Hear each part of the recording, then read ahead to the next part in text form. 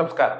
Cricket ലോകത്തിന്റെ ശ്രദ്ധ മുഴുവൻ ദുബായ് അന്താരാഷ്ട്ര സ്റ്റേഡിയത്തിലേക്കാണ് ഇപ്പോൾ.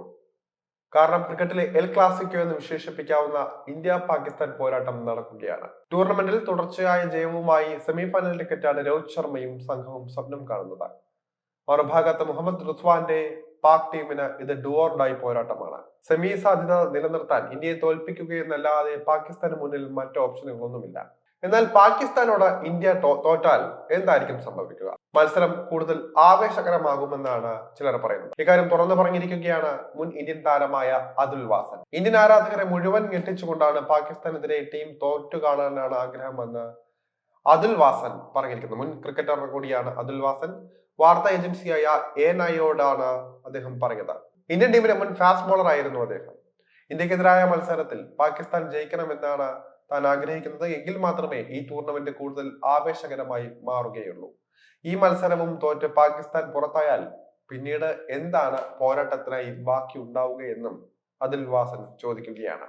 2017 ഇംഗ്ലണ്ട് വേദിയായ അവസാനത്തെ ചാമ്പ്യൻസ് ട്രോഫി ഫൈനലിന്റെ റീപ്ലേ കൂടിയാണ് ഇന്ത്യ പാകിസ്ഥാൻ പോരാട്ടം എന്ന് നമുക്ക് വിശേഷിപ്പിക്കാം. അത് വിരാട് കോഹ്ലി നയിച്ച ഇന്ത്യൻ ടീമിനെ സർഫറാസ് അഹമ്മദിന്റെ ടീം വൻ മാർജിനിൽ തോൽപ്പിക്കുകയായിരുന്നു. അന്ന് ടൂർണമെന്റിൽ നേരിട്ട പരാജയത്തിന് കണക്ക് തീർക്കാനുള്ള മികച്ചൊരു അവസരം കൂടിയാണ് രോഹിത് ശർമ്മയ്ക്കും സംഘത്തിന് മുന്നിൽ ലഭിച്ചിരിക്കുന്നത്. സമീപകാലത്തൊന്നും പാക് ടീമിനോട് തോറ്റിട്ടില്ല എന്നത് ഇന്ത്യയുടെ ആത്മവിശ്വാസം വാനോളം ഉയർത്തുകയും ചെയ്യുന്നുണ്ട്. അവസാനമായി കളിച്ച 6 ഏകദിനങ്ങളിലും ഇന്ത്യയെ വീഴ്ത്താൻ പാക് പടയ്ക്ക് സാധിച്ചിട്ടില്ല. 5 മത്സരങ്ങളിൽ ഇന്ത്യ ജയിച്ചപ്പോൾ ഒരു മത്സരം മഴ കാരണം ഉപേക്ഷിക്കപ്പെടുകയും ചെയ്തു. 2023 ഏകദിന ലോകകപ്പിലാണ് അവസാനമായി ഇരുവരും മുഖാമുഖം വന്നത്. അന്ന് ഇന്ത്യ അനായാസം ജയിച്ചു കയറുകയും ചെയ്തു. വെടിക്കെട്ട് ഓപ്പണറും ഇടം കൈൻ ബാറ്ററുമായ ഫഖർ സമാൻ ഇല്ലാതെയാണ് പാകിസ്ഥാൻ ടീം ഇന്ത്യയുമായി കളിക്കാൻ ഇറങ്ങിയിരിക്കുന്നത്. ന്യൂസിലൻഡുമായി കറാച്ചിയിൽ നടന്ന ഉദ്ഘാടന മത്സരത്തിനിടെ ഫീൽഡ് ചെയ്യവേ പരിക്കേറ്റ അദ്ദേഹം ടൂർണമെന്റിൽ നിന്ന് പിന്മാറുകയായിരുന്നു.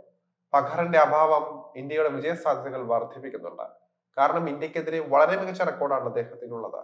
മാത്രമല്ല 2017 ഫൈനലിൽ ഇന്ത്യയെ പാക് ടീം തകർത്തു വിട്ടപ്പോൾ തീപ്പൊരി സെഞ്ചുറിയുമായി പാക് ടീമിന്റെ ഹീറോയായതും ഫഖർ ആയിരുന്നു.